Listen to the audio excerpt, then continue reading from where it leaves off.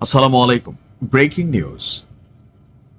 তবে ব্রেকিং নিউজগুলো কেন যেন আন্তর্জাতিক গণমাধ্যমের মাধ্যমে আমরা জানতে পারি। আমার কাছে আশ্চর্য লাগে যে আমাদের যারা রাজনৈতিক নেতারা আছেন, খোদ ডক্টর মোহাম্মদ ইউনূস থেকে অনেকেই দেশীয় গণমাধ্যমে তারা যে তথ্যগুলো দেয় না, আন্তর্জাতিক গণমাধ্যমে এই তথ্যগুলো তারা প্রকাশ করে। আর এই তথ্যগুলো প্রকাশ করার কারণে মাঝে মাঝে তাদেরকে বিতর্ক এবং সমালোচনার মধ্যে পড়তে হয়।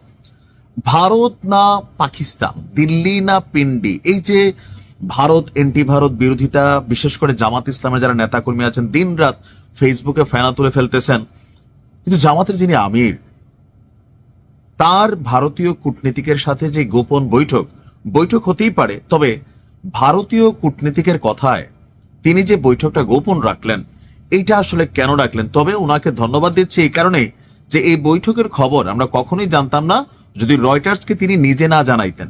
এখন রয়টার্সের কাছে যেটা তিনি প্রকাশ করলেন সেটা কেন গেল একটা বছর যাবত, কারণ এই মিটিংটা প্রায় এক বছর আগে হয়েছে, তো এটা সম্পর্কে আমরা জানতে পারলাম না। কারণ এটা নিয়ে ভেজাল হইতো, রাজনীতির মাঠে হয়তো অনেক তর্ক বিতর্ক হইতো। দেখেন, মুখে মুখে প্রত্যেকেই ভারত বিরোধিতা করলেও আমরা আমজনতা যারা খাইয়া না খাইয়া দেশে বিদেশে থাকি তাদের কথা আলাদা, কিন্তু পলিটিশিয়ানদের মধ্যে যারা ক্ষমতায় আসবেন অথবা ক্ষমতার কেন্দ্রে বসবেন, তারা কিন্তু ভারতের সাথে কূটনৈতিক সম্পর্ক ভালো রাখারই চেষ্টা করছে। আমরাও চাই প্রতিবেশী রাষ্ট্রের সাথে ভালোবাসার সম্পর্ক হবে, তবে দেনা পাওনা, লেনদেন, সম্মান, এগুলো যেন সমান সমান ক্রাইটেরিয়াতে থাকে। যাই হোক, আজকের দিনে বেগম খালেদা জিয়ার মৃত্যুর খবরের পরপর যে খবরটা সবচেয়ে বেশি গুরুত্ব পেয়েছে, ব্রিটিশ বার্তা সংস্থা রয়টার্সের একটা সাক্ষাৎকার।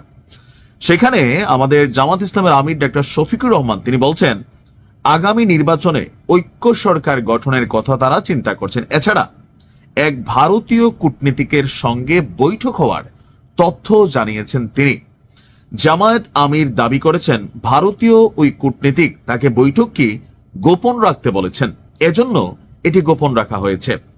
অনেকটা ওই যে জিএম কাদের, তিনি সর্বশেষ যখন নির্বাচনের আগে ভারত সফর করে আসলেন, তো আসার পর সাংবাদিকরা জিজ্ঞেস করছিল যে আপনার সাথে কি আলোচনা হয়েছে, তো তিনি বললেন যে ভারত আমার মুখ খুলতে না করছে, আমরা সবাই সমালোচনা করেছি।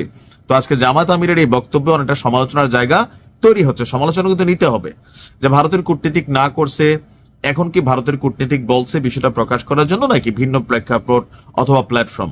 তবে আমার ধারণা রয়টার্স যখন সাক্ষাৎকার নেয়, তারা এই পাশ ও পাশ, এই প্রান্ত ওই প্রান্ত সবকিছু যাই না বুঝেই হয়তো তারা প্রশ্নগুলা করে, যেখানে আপনি উল্টাপাল্টা উত্তর দেওয়ার সুযোগ নেই বা লুকানোর সুযোগ নেই।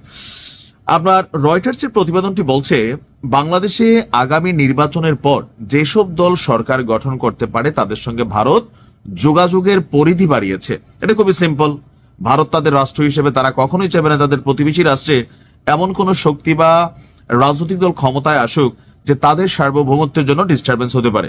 আর যেহেতু এইবার জামাতের অতীতের যে কোনো সময়ের তুলনায় পপুলারিটি খুব বেশি এবং অনেকে আশঙ্কাও করছেন যে জামাত ক্ষমতায় যাবে, সো এই জায়গা থেকে জামাত যদি ক্ষমতায় আসে, ভারত তো বাংলাদেশে ফেলে দিতে পারবে না, প্রতিবেশীকে আপনি কখনো ফেলে দিতে পারবেন না। সো বেটার হচ্ছে যে ক্ষমতায় আসতেছে তার সাথে আলাপ আলোচনা, নেগোসিয়েশন, অথবা এই রাষ্ট্র ওই রাষ্ট্রের মধ্যে সম্পর্ক কি হবে। যেমন বিএনপির সাথে খুল্লাম খুল্লা আচরণ চলছে, তারেক রহমানের সাথেও চলছে যোগাযোগ, বা বিএনপির ঊর্ধ্বতন পর্যায়ের সাথে চলছে, সেই ক্ষেত্রে জামাতের সাথেও চলাটা খুবই স্বাভাবিকভাবেই আমি দেখছি। আর জামাত আমি নিশ্চিত করেছেন যে এই বছরের শুরুতেই এক ভারতীয় কূটনীতিকের সঙ্গে তার বৈঠকটি হয়েছে। যদিও অন্যান্য দেশের কূটনীতিকরা তার সঙ্গে প্রকাশ্যে দেখা করেছেন, কিন্তু ভারতীয় কর্মকর্তা জামাত আমিরের সঙ্গে হওয়া বৈঠকের বিষয়টি গোপন রাখতে বলেছিলেন। তো ভারতীয় কূটনীতিকের সঙ্গে বৈঠকের ব্যাপারে ডাক্তার শফিকুর রহমান যে তথ্য দিয়েছেন, এটা কিন্তু অন্য কোনো গণমাধ্যম দেয় নাই যে আজকে অন্য গণমাধ্যম থেকে প্রকাশ হয়েছে, তিনি নিজেই প্রকাশ করছেন, এই জন্য তাকে থ্যাংক ইউ। তিনি বলছেন, আমাদের সবাইকে অবশ্যই একে অপরের সঙ্গে খোলামেলা হতে হবে, আমাদের সম্পর্ক ভালো করা ছাড়া অন্য কোনো বিকল্প নেই। ভারতীয় পররাষ্ট্র মন্ত্রণালয়ের সাথে যোগাযোগ করেছিল রয়টার্স, তবে জামাত আমিরের সাথে তাদের কূটনৈতিক বৈঠকের ব্যাপারে সরাসরি কোনো মন্তব্য তারা করেনি, কারণ ভারতের কাজই হচ্ছে এরকম একটা ঘুগলাগিরি করা। কিন্তু ভারত সরকারের একটি সূত্র বলছে তারা বাংলাদেশের বিভিন্ন দলের সঙ্গে যোগাযোগ করেছে, এমনকি পাকিস্তানের সাথে ঐতিহাসিক সম্পর্কের ব্যাপারে জিজ্ঞেস করে জামাত আমির বলেন, আমরা সবার সঙ্গে ভারসাম্যপূর্ণ সম্পর্ক বজায় রাখি, কোনো একটি নির্দিষ্ট দেশের দিকে ঝুঁকতে আগ্রহী নই, এর বদলে আমরা সবাইকে সম্মান করি এবং সব দেশের সঙ্গে ভাবসম্পূর্ণ ভারসাম্যপূর্ণ সম্পর্ক চাই। আমি ওটাতে বিশ্বাসী। দিনরাত ভারত বিরোধিতা করলেই হবে না, ভারতের সাথে আমাদের সম্পর্ক রাখতেই হবে। আমাদের তিন দিকে ভারত। এখন ক্ষমতায় যারাই যায়, আমরা যেমন চাই না ভারতের জমিন ব্যবহার করে বাংলাদেশকে ডিস্টারবেন্স করা হোক, ভারতও কেন চাইবে যে আমাদের জমিন ব্যবহার করে অন্য কোনো রাষ্ট্র তাদের এজেন্ডা বাস্তবায়ন করুক। সো সরকারে যারাই থাকে তাদের সাথে সম্পর্ক ভালো থাকতে হবে। আর জামাত আমিরকে আমি বিশেষভাবে ধন্যবাদ দিই যে এই বিষয়টা তিনি নিজে আজকে রয়টার্সের মাধ্যমেই প্রকাশিত করে দিচ্ছেন, আর আমরা বিষয়টা জানতে পারছি। অন্যভাবে জানলে সমালোচনাটা আরো 10 গুণ হইতো। ভালো থাকুন, আসসালামু আলাইকুম।